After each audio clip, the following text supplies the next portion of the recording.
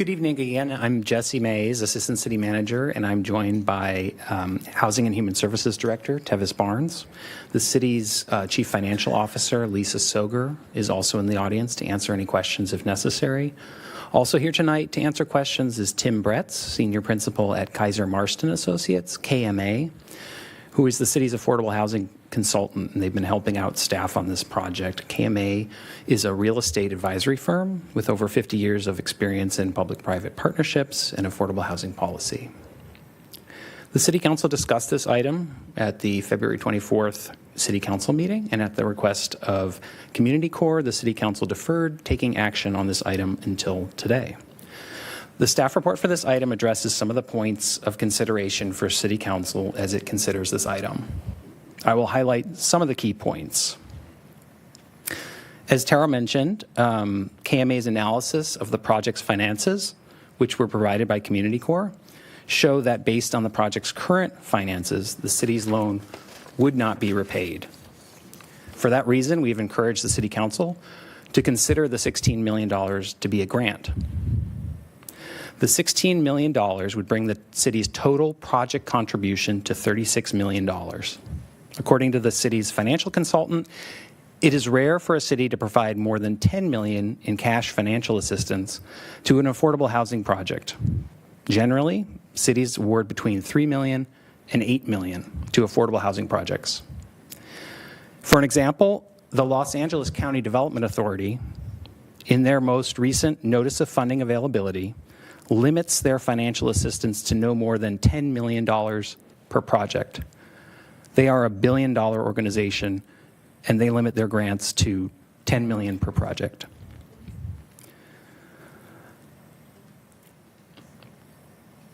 As Tara mentioned, staff has been assisting Community Corps in applying for various funding sources, and we're happy and excited to do so.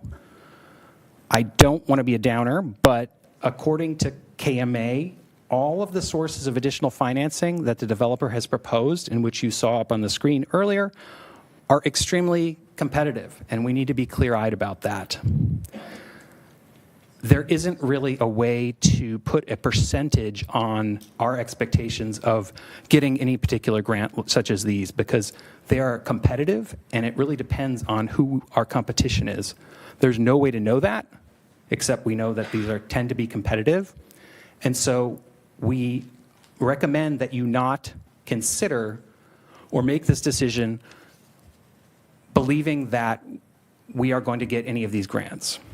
In fact, Kaiser Marston always recommends to its clients not to count on competitive grants when considering the finances of a project like this.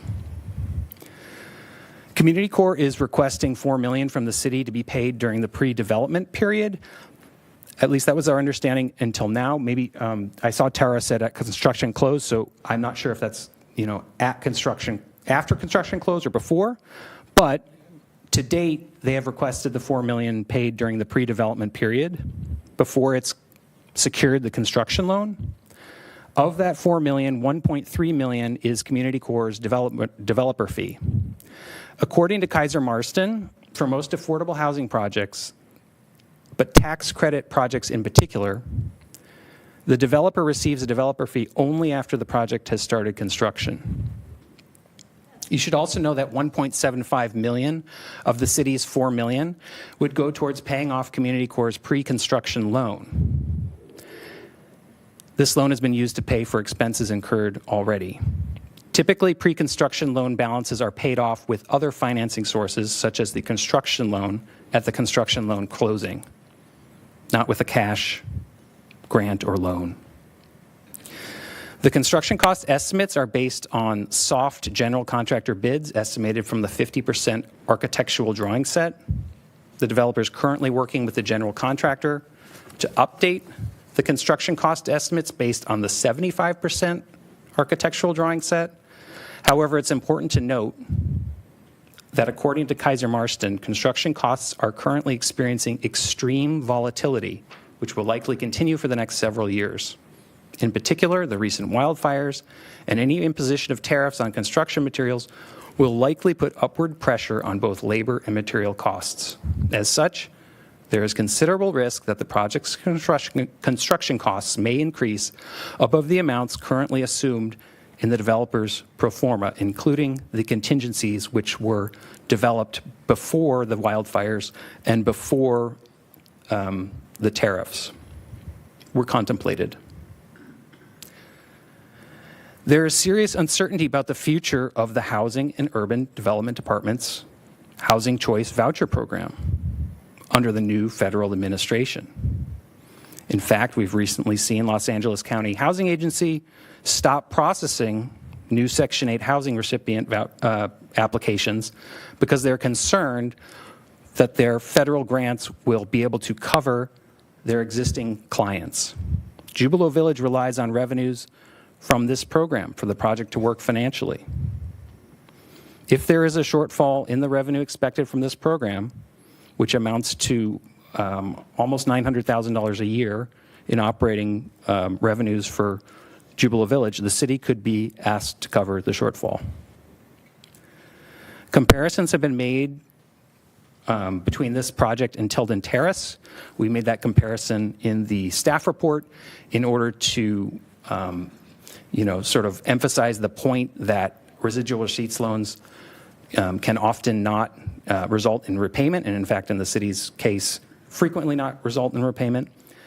But it's important to note that the city, for Tilden Terrace, used redevelopment funds that could only be used for affordable housing, not city general funds.